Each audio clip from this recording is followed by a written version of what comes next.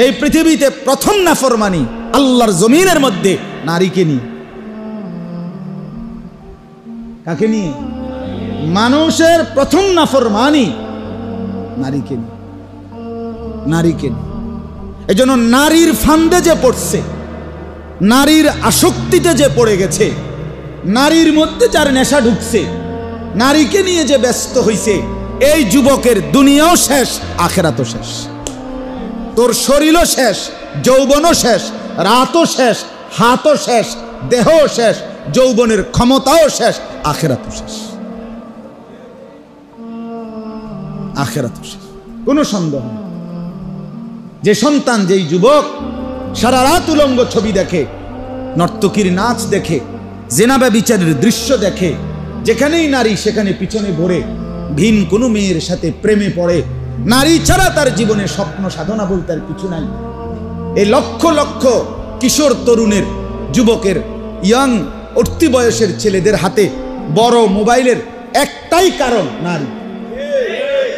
এক সপ্তাহ, চেয়ারম্যান সাহেব, এক সপ্তাহ শুধু চ্যালেঞ্জ করলাম আমি, এক সপ্তাহ যদি এই কথা সরকারি বা কোনোখানে বা আন্তর্জাতিকভাবে সিদ্ধান্ত হয় যে নারীর কোনো ছবি কোনোভাবেই মোবাইলে আসবে না, কোনোখান দিয়ে টিপলেই আইতো না, বইটির ছবি আইতো না, এক সপ্তাহের ভিতরে হাজার হাজার বড় মোবাইল কটকুটি বলায়, কটকুটি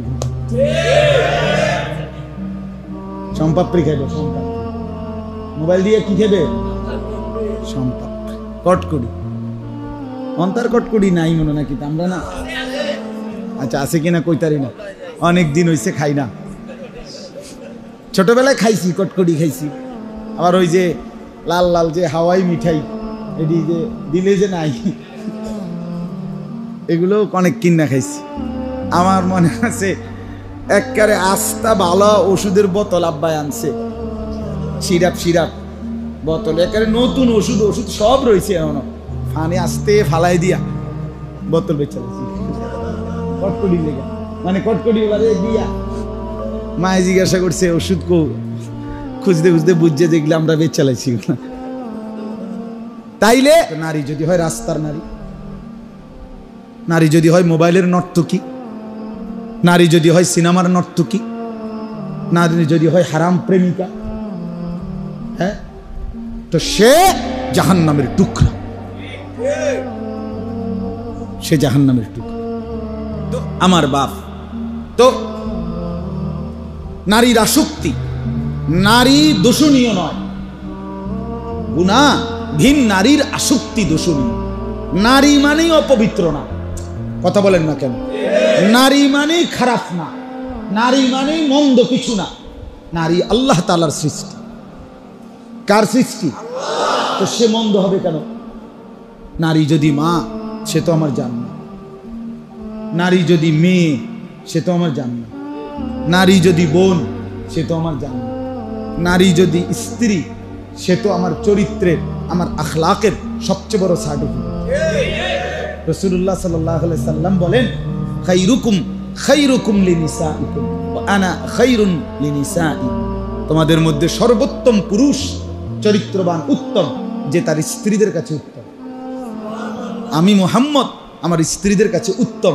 জিজ্ঞাসা করে দেখো, সাহাবীরা খুঁজে খুঁজে সবচেয়ে কম বয়সী স্ত্রী যিনি, স্বামী হলো 53 বছর বয়সের আর স্ত্রী হলো 9 বছর বয়সের, বয়সের বিশাল ব্যবধান। কাজে এবিডিরে ঠিক মতো হক আদায় করে মন খুশি রাখতে পারছে কিনা, এটা একটু কঠিন ব্যাপার, একটু কঠিন না? এজন্য আম্মা জান আয়েশা রাদিয়াল্লাহু তাআলা আনহাকে জিজ্ঞেস করছে, উনারে জিজ্ঞাসা চিন্তা করছে, এই সবগুলো বিবির মধ্যে সবচেয়ে কম বয়সী বিবি হলো কে? আয়েশা। তার স্বামী হলো 53 বছরের নবী সাল্লাল্লাহু আলাইহি সাল্লাম, স্ত্রী হলো 9-10 বছরের। তো উনাকে জিজ্ঞেস করছে, মা বলেন রাসূলুল্লাহ সাল্লাল্লাহু আলাইহি ওয়াসাল্লামের আখলাক কেমন? আম্মা জান আয়েশা রাদিয়াল্লাহু তাআলা আনহা বললেন, আমা কারাতুমুল কুরআন, আরে তোমরা কি কোরআন পড়ো না? সাহাবীরা বললেন, হ্যাঁ পড়ি তো, কোরআন তো আমরা নিয়মিতই পড়ি। তো আম্মা জান আয়েশা বলেন, কানা খুলুকুহুল কুরআন, তার চরিত্রই তো কোরআন, তার চরিত্রই তো কোরআন। সার্টিফিকেট দিছে, কড়া সার্টিফিকেট, ঠিক কি না বলে? একদম কড়া আসা দেবে। তাহলে স্ত্রী নারী যদি হয় তো সে তো পবিত্র। হাবিলও বলছে কাবিলকে, ভাই নিশ্চয়ই তাকওয়া থাকবে যার, কোরবানি কবুল হবে তা। কি পরিমাণ মুসলমান ফজরের নামাজ পড়ে না বলে? এই যুবক কয়জন ফজরের নামাজ পড়ো না বলো? কতদিন ধরে পড়ো না ভাইয়া? রাসূলুল্লাহ সাল্লাল্লাহু আলাইহি ওয়াসাল্লাম স্পষ্ট বলছেন যে ফজরের নামাজ পড়ে না সে খবিস। খবিস, খবিস, খ বর্ষিকার বি তালিবার স, খবিস, খবিস। কি বিষ? খবিস, খবিস বেটা, খবিস বেটা। শুদ্ধ কথা কও তুমি। খবিস আবার শুদ্ধ কথা কও কিতা? কেমন আছেন আঙ্কেল? ভালো আছেন? ভালো আছেন? আপনি শুদ্ধ মারেন, আপনি তো খারাইয়া মতেন। আপনি শুদ্ধ কথা কন কিতেন? আপনি তো মুত্তা ফানিলন না, আপনি অপদার্থ শুদ্ধ কন কিতেন? হ্যাঁ, আপনি খবিস, আপনি ভদ্র কিসের আবার? কি পড়ালেখা করছেন ঘোড়ার ঘাস? বলেন, চ্যালেঞ্জ করেন মিয়া, বুঝায় দেন কি পড়ালেখা করছেন। ছেলেরা বলো ভাইয়া কি পড়ালেখা করছো মিয়া? কিসের শিক্ষিত হলা যে রবকে চিনলা না? কি জ্ঞান আহরণ করলা যে জ্ঞান তোমাকে মালিক চিনাইল না, মনিব চিনাইল না? বলেন না, ইনসাফের কথা বলেন, বিচারের কথা কর। চেয়ারম্যান সাহেব আছে যেহেতু মেয়ে লোক, কথা বল, সুবিধা তো আছে তো, অক না মেয়ে লোক না।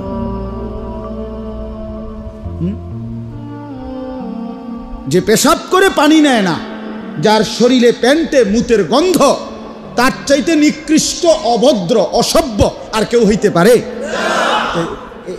হুদা ফেস ওয়াশ দিলেই কি, পাউডার দিলেই কি, Fair and Lovely, Fair and লাভলির বালতির তোমার সুবাইলে লাভ কি? তুমি তো নিকৃষ্ট রুচির মানুষ। ছি ছি ছি ছি ছি ছি। 6 মাসের বাচ্চাও তো পেশাব করে দিলে শিক্ষেরা কান্না শুরু করে, তার মাকে ডাকে কাইন্দা, মা মুত্তা লাইছি, হাফ প্যান্ট বদলাও। আর এত বড় দামরা, এত বড় দামরা সারাদিনে 5-7 বার পেশাব করে এতটি ফোটা পেশাবের প্যান্টের মধ্যে এত দুর্গন্ধ নিয়া তুই হাঁটো। 6 মাসের বাচ্চার রুচিও তো তোমার মধ্যে না। তুমি রুচির ওষুধ ট্যাবলেট খাও না, কমপক্ষে আপাতত ডাক্তার দেখাবার আগে আপনার ওই যে ভিটামিন সি যে ট্যাবলেটগুলা সকালে একটা রাতে একটা আপাতত খান, এরপরে ডাক্তার দেখান, কমপক্ষে যেন কিছুটা রুচি আসে। তার তো কোনো রুচিই নাই। নাউযুবিল্লাহ, নাউযুবিল্লাহ। আল্লাহর নবী সাল্লাল্লাহু আলাইহি সাল্লাম বলছেন ফজরের নামাজ মুমিনের নামাজ। হ্যাঁ, সাহাবীরা বলতেন রাসূলুল্লাহ সাল্লাল্লাহু আলাইহি সাল্লামের জামানায়, নবীজির যুগে কে মুনাফিক কে মুমিন ফজরের নামাজের উপস্থিতি দেখে চিহ্নিত করা হতো। হ্যাঁ, ফজর, ফজর কোন নামাজ? ফজরের নামাজ মুমিনের নামাজ। ইন্না কুরআনাল ফজরি কানা মাশহুদা। রব্বুল আলামিন বলে ফজরের নামাজ, বান্দা শুনে নাও, আমার মুমিন বান্দাও একত্রিত হয়, আমার কোটি কোটি ফেরেশতাও মসজিদে একত্রিত হয়। ফজরের নামাজ, ইন্না কুরআনাল ফজরি কানা মাশহুদা। কোরআনুল কারীমের মধ্যে আল্লাহ বলেন, যত নাফরমান অবাধ্য জাতিকে আমি আল্লাহ ইতিপূর্বে ধ্বংস করেছি, কওমে লূত, কওমে হুদ, কওমে সামুদ, কওমে সালেহ, যাদেরকে আমি ধ্বংস করেছি, সমস্ত ধ্বংস হয়েছে ফজরের ওয়াক্তে।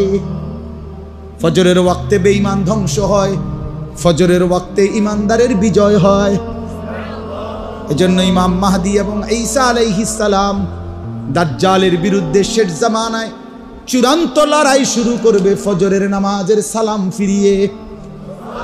হ্যাঁ হ্যাঁ, এটা হাদিস। জন্য ফজরের মুসল্লি যারা মাহদীর সঙ্গী তারা,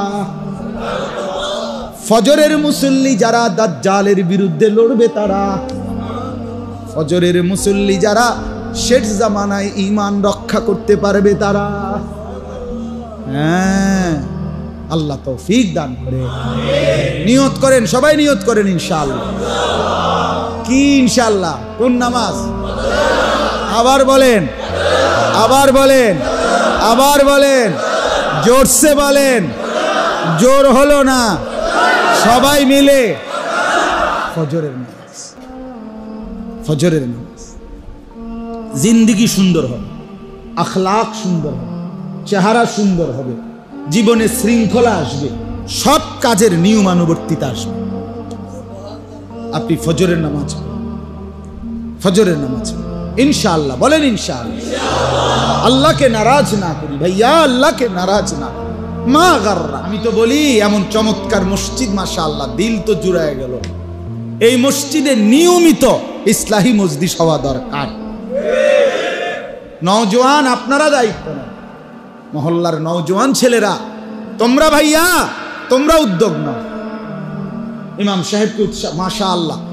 আমি 10 মিনিট হবে ইমাম সাহেবের বয়ান, একেবারে বেতাকাল্লুফ, কোন রকম এমনি বলছি। আমি ওইখানেই জিজ্ঞেস করছি ওনারে যে কে বয়ান করতেছে। চমৎকার কথা বলছেন, যে কদ্দুর কথা বলছেন আমি আইসা শুনছি। অনেক সুন্দর কথা বলছেন, অনেক সুন্দর, অনেক সুন্দর, অনেক সুন্দর। আপনি বলেন, আপনি বলেন, মানুষ কম হোক, আপনি বলেন। জনপ্রিয়তা ধোকা। জনপ্রিয় বক্তা আইলে লোক হবে, জনপ্রিয় বক্তা না আসলে লোক হবে না। লোক দিয়ে কি আমি রাস্তা দিন? কথা বোঝেন নাই আপনি? জনপ্রিয়তা ধোকা। প্রধান বক্তা, বিশেষ বক্তা, সাংঘাতিক বক্তা, মারাত্মক বক্তা, সিরিয়াস বক্তা, ধোকা, ধোকা, ধোকা, ধোকা, ধোকা, সব ধোকা।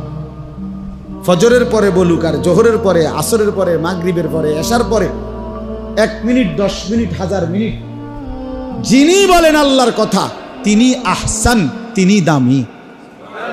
ওমান আহসানু কাওলাম মিম্মান দাআ ইলাল্লাহ। আল্লাহ বলে তার চাইতে উত্তম কার কথা যে আমি আল্লাহর দিকে মানুষকে ডাকে। আল্লাহ তো এখানে সবাইকে বলছে আহসান। সবাই প্রধান বক্তা, আবার বিশেষ বক্তা কি? হ্যাঁ, সব আখিরাতের ফেরিওয়ালা। সবাই কি? আখিরাতের ফেরিওয়ালা। নিজ মসজিদের ইমাম সাহেবকে কদর করা না। সুন্দর বলছেন, ইদা সাররাতকা হাসানাতুকা ওয়া সাআতকা সাইয়্যাতুকা ফাআনতা মুমিন। নবী সাল্লাল্লাহু আলাইহি সাল্লাম সাহাবীকে হাতে ধরে বুঝাই দিয়েছে, শোনো, নেক কাজ করলে যদি তোমার দিল খুশি হয়, গুনাহ এবং মন্দ কাজ করলে যদি কলিজার মধ্যে ব্যথা লাগে, আহা কি করলাম, আহা জামাত ছুটে গেল, আহা ফজর ছুটে গেল, এই গুনার কাজ করার পরে যদি কষ্ট লাগে, নেক কাজ করলে যদি ভালো লাগে, ধরে নাও এখন তুমি মুমিন। যদি এর থেকে নিচে না যায়, এর থেকে নিচে, তো আল্লাহ রাসূল বলছে ধরে নাও ঈমান আর নাই। 30 বছর সুদের লেনদেন করো, কোনো নড়াচড়া নাই, বিবেকের কোনো দংশন নাই, চেহারার মধ্যে কোনো লজ্জিত অনুভূতি নাই। আরে বেটা, তোর ঈমান আছে কিনা খোঁজ নে বেটা। এই নাফরমান, খোঁজ নে বেটা। খোদার 365 দিন, 1 বছরে নাফরমান, কোনো দিন ফজরের নামাজ পড়লা না, 1 দিন না 2 দিন না, 1টা বছর টানা কোনো দিন ফজরের নামাজ পড়ো না, তোমার চেহারায় কোনো লজ্জার কোনো অনুভূতিও নাই, বিব্রত কোনো ভাব নাই, ঈমান আছে কিনা আরেকবার জিজ্ঞাসা করো ইমাম সাহেব। কলিজার কোনো দংশন থাকবে না, বিবেকের কোনো দংশন থাকবে না। আরে কয় কি? এই বাপ বলেন না, এই ছেলেরা বলো না ভাইয়া, বলো। 1 বছর কোনোদিন ফজরের নামাজ পড়লা না, কোনোদিন মনে পড়লো না রবের কথা? হায়, আর কোনোদিন তাইলে ভোরবেলায় তোমার মালিককে সেজদা দিবা না? ইয়া আইয়ুহাল ইনসান মা গাররাকা বিরাব্বিকাল কারীম। আল্লাহ বলেন, বান্দা, আমার মতো দয়ালু মেহেরবান মনিব থেকে কে তোমাকে ধোঁকা দিয়ে নিয়ে গেল? এমন কোন বন্ধুকে পেলে বান্দা, যাকে পেয়ে আমার মতো মনিব ছেড়ে দিলে? কে সে? কে সে? চেয়ারম্যান সাহেব তোমার কয়টা প্রয়োজন পূরণ করবে? এমপি সাহেব তোমার কয়টা প্রয়োজন পূরণ করবে? বন্ধু তোমার কয়টা প্রয়োজন পূরণ করবে? আর আল্লাহ তোমার কয়টা প্রয়োজন পূরণ করছে? বলেন না ভাইয়া, বলেন। এই হাদিস গুরুত্বপূর্ণ। আমিও আমার জীবনে সবচেয়ে বেশি যে হাদিস মানুষের শুনাইছি এর মধ্যে এটা। মৌলানা সাহেব এটা বলছি কিনা বলেন? আরে বলছি কিনা শেষের দিকে। তাহলে আমি যে শুনছি আইয়া এটা বুঝতেছি চিনি, নাহলে আমি কেমনি করলাম? উনি কইছে এটা, আমি আইসেই শুনছি এটা বলতেছি যে নেক কাজ করলে যদি খুশি লাগে, গুনাহের কাজ করলে যদি কষ্ট লাগে, বুঝবে তুমি মোমেন। এর থেকে নিচে যদি নাইমা যাও যে দিলের কোনো অনুভূতি নাই, ঈমান নাই। 20 বছর ধরে আপনার ঘরে প্রতিদিন রঙিন টেলিভিশন চলে, আপনার বউ বাচ্চা স্ত্রী ছেলে মেয়ে নাচ গান নর্তকীর ছবি প্রতিদিন দেখতে চায়। যে 20টা বছর আরে ঢাকায় আমনে নিজে বিদ্যুৎ বিল দেন, এরপরে দেয়া ডিশের বিল আমনে দিতেছেন আপনার টাকা দিয়া। এটা যে গুনাহ, এটা যে পাপ, এটা যে নাফরমানি। এই যে বউ বাচ্চা এই নর্তকীর নাচ জেনাবে বিচারের নাচ গান দেখে, এটা যে জাহান্নামে যাওয়ার কারণ, এটা কি কোনোদিন মনে পড়বে না? হ্যাঁ, কোনোদিন আর মনে পড়বে না? এটা সিদ্ধান্ত করে লাইছেন তাহলে আপনার জীবনের জন্য 30 বছর আর কোনোদিন সুদ ছাড়বেন না। এই ভাইয়া, যারা 5 ওয়াক্ত নামাজ পড়েন না, তাহলে আর কোনোদিন 5 ওয়াক্ত নামাজ পড়বেন না। খালাস। যার স্ত্রী আজকে 15 বছর বেপর্দা, তারে জিজ্ঞাসা করেন বিবি তাহলে আর কোনোদিন পর্দা করবা না? সিদ্ধান্ত নিয়ে নিছ? হ্যাঁ, ছেলেটাকে জিজ্ঞেস করেন, কিরে বাপ, এতদিন লাগাতার গুনাহের পরেও দিলটা নড়ে না? বিবেকের কোনো দংশন হয় না? নিজের ভিতরে কোনো লজ্জিত অনুভূতি জাগে না? আফসোস, তাহলে ঈমান আছে কই? নবী তো বলছে কমপক্ষে এতটুকু যদি থাকে যে নেক কাজ করলে ভাল লাগে, গুনার কাজ করলে কি লাগে? ব্যথা লাগে, তাইলে মুমিন। তাহলে এর থেকে নিচে নামলে তার ঈমান নাই, এর থেকে তো নিচে নামবে। এজন্য বাপ আমার, ভাই আমার, বন্ধু আমার, এটা আমি বলতে চাচ্ছিলাম যে আমরা প্রত্যেকেই এই কথাটুকু উপলব্ধি করা উচিত। আমি যে কথার দ্বারা শুরু করছিলাম যে আমরা যদি আন্তরিকতার সাথে, ইখলাসের সাথে, তাকওয়ার সাথে আল্লাহর কথা শুনি, ধীরে ধীরে এই বলতে বলতে, শুনতে শুনতে ইনশাআল্লাহ পরিবর্তন হবে। হতাশ হইতে নাই। যে কথার থেকে চলে গেছিলাম মনে আসেনি যে মোমেন কি হইতে পারবে না? না, হইতো না হুজুর, এত বড় অজাত হইতো না। ওটা সিদ্ধান্ত দিয়ে চাচার ফুতের ব্যাপারে কি দিয়ে দিছে, একবারে রেজুলেশন করে দিছে। হইতো না, কিতে হইতো না, আর মানুষ হইতো না, আর পড়ালেখা করতে। বহুত বুঝাইছে। কয়বার বুঝাইছেন চাচা? নাহলে 200 বার, নাহলে 2000 বার, নাহলে 20,000 বার। নূহ আলাইহিস সালাম যে বুঝাইছে 950 বছর। কথা বোঝেন নাই? জি, 950 বছর।